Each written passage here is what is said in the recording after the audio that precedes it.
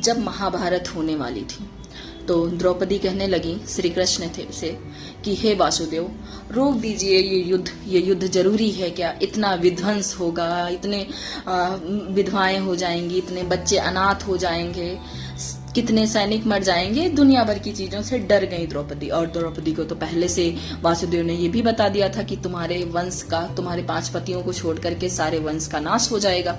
तो द्रौपदी डरी और वो कहने लगी। तो कृष्ण ने जानते हो क्या कहा? तुम्हें क्या लगता है द्रौपदी, तुम महाभारत का कारण नहीं। अगर तुम ऐसा सोच रही हो तो तुम अपना जबरदस्ती अपना अभिमान बढ़ाने की कोशिश कर रही हो। ऐसा नहीं है। ये महाभारत इसलिए जरूरी है क्योंकि हजारों सालों से चलने वाली जो प्रथाएं, वो हजारों साल पहले भले ही प्रासंगिक थी, उस टाइम समय की मांग थी वो प्रथाएं, उस टाइम वो प्रथाएं चली, वो धर्म का रूप चली और आगे बढ़ते बढ़ते बढ़ते बढ़ते उसमें इतनी चीजें मिक्सअप होती गई कि वो धर्म कब अधर्म बन गया ये समाज को पता ही नहीं चला। आज वो धर्म को ही मान बैठे हैं कि समाज धर्म के हिसाब से नहीं चलता, धर्म समाज के हिसाब से चलेगा। जहां धर्म समाज के हिसाब से चलने लगता है वहां विध्वंस तो निश्चित है। खैर, ये महाभारत का एक प्रसंग क्यों सुना रही हूं मैं आपको? ये इसलिए सुना रही हूं कि हर बार इसीलिए कहते हैं कि अपडेशन की जरूरत बहुत ज्यादा होती है। एक मुद्दा है आपका आरक्षण। आरक्षण में भी कहीं ना कहीं अपडेशन की जरूरत है। राजनीतिक प्रोपेगेंडा कुछ भी हो, राजनीतिक लाभ किसी के कुछ भी हो, लेकिन अब रिवाइज करने की जरूरत है। मैं नहीं कहती हर जगह से आरक्षण हटा दिया जाए, कहीं कहीं अभी भी जरूरत होगा, ये आपका काम है, आप देखिए कहाँ का। लेकिन एजुकेशन एक ऐसा मुद्दा है जहां से आप फॉर्म में फ्री कर दीजिए। अगर किसी जाति या किसी धर्म वाले व्यक्ति के पास में फाइनेंशियल कमी है तो कमी कर दीजिए। लेकिन मोबाइल फोन आप बांट रहे हैं, मोबाइल फोन सबके पास है, आप टैबलेट दे रहे हैं, हर बच्चे के पास टैबलेट है। आजकल टॉपिक डालो और ऐसा कोई ज्ञान नहीं जो यूट्यूब पर ना आ जाए। और बड़े बड़े पुरोहित, बड़े बड़े योद्धा, बड़े बड़े ज्ञानी, महाज्ञानी उस ज्ञान के बारे में बता रहे हैं।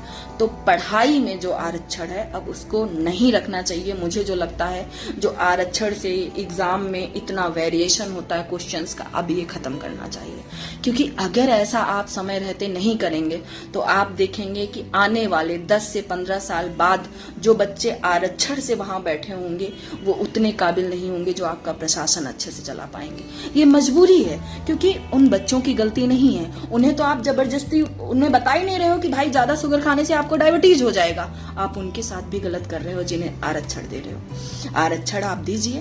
क्यों? क्योंकि पहले क्या था, पहले भाई महंगे महंगे स्कूल्स थे, महंगे महंगे अभी भी हैं, लेकिन स्कूल्स कॉलेज थे और स्कूल कॉलेज में सुविधाएं ऐसी थी कि भाई आरक्षण के नाम, ये जाति के नाम पर भेदभाव होता था, लोगों को सही शिक्षा नहीं मिल पाती थी तब।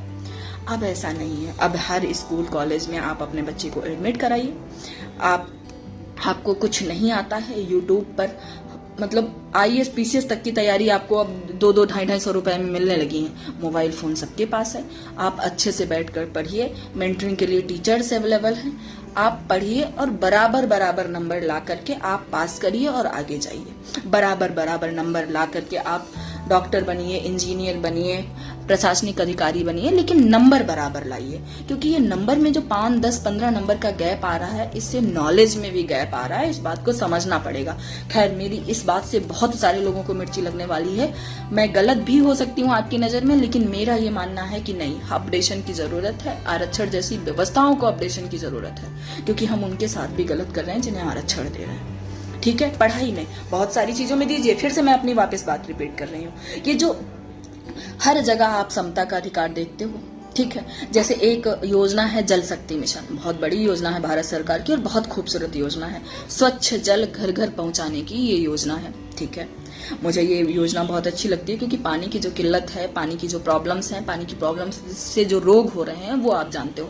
शहर तो खैर पानी के नाम पर बर्बाद ही है, गाँव में भी आजकल पानी शुद्ध नहीं मिल पा रहा है। लेकिन जब ये योजना लागू हुई तो हर उस बाढ़ वाले प्रदेश में भी लागू हो गई जहां अभी बाढ़ आई है। लास्ट ईयर बाढ़ आई थी, ना जाने कितनी टंकियां आप लोगों ने सुनी होंगी न्यूज़पेपर में टूट गई, और ना जाने कितने पेट्रोल इस टाइप के जो ये टंकियां उनकियां होती हैं पानी वाली, ये सभी जेट पंप वगैरह वो चले गए, और इस बार भी चले गए। तो एक गांव की योजना पे मैंने एक नॉर्मल सुना था कि 2 करोड़ से लेकर के 3.5 करोड़ तक पैसा आता है सारा। वहां आप बराबर बराबर तोलने लगते हैं चीजों को।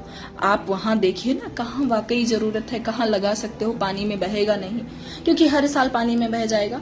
तो खैर ये सब तो खैर प्रशासनिक स्तर पर प्रशासन को देखना चाहिए, लेकिन राजनीतिक स्तर पर थोड़ा सा ध्यान देना चाहिए कि अब ये सब चीजें आरक्षण वाली जो चीजें हैं इनमें थोड़ा सा जरूरत है चेंजेस किए जाएं।